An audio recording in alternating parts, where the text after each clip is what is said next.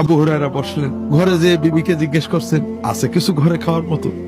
ইয়া রাসূলুল্লাহ, ওই অমুক আনসারী সাহাবী এক বাটি দুধ দিয়ে গেছেন আপনার জন্য হাদিয়া।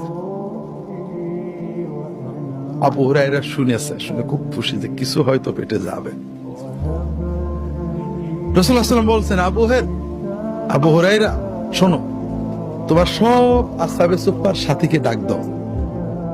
আবু হুরায়রা বলছেন বুখারীর হাদিসে যে আমার মনটা একদম ভেঙে গেল, এই এক বাটি দুধ আমারই পেট ভরবে না, আমি আগে আসলাম নবীর মেহমান হয়ে, নবী আমার না দিয়ে এই যে সৎখানেক যদি সাহাবী আসে আমার পেটে কি যাবে? কিচ্ছু যাবে না।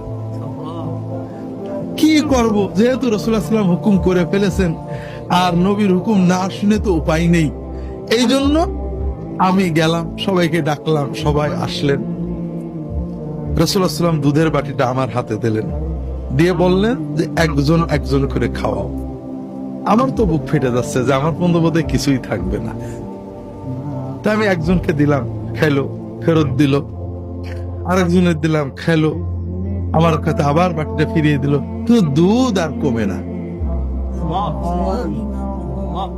এইভাবে করতে করতে সবাই দুধ খেয়ে ফেললো। রাসূলুল্লাহ সাল্লাল্লাহু আলাইহি ওয়াসাল্লাম শুধু মুস্কি মুস্কি হাসছেন আমার দিকে থেকে।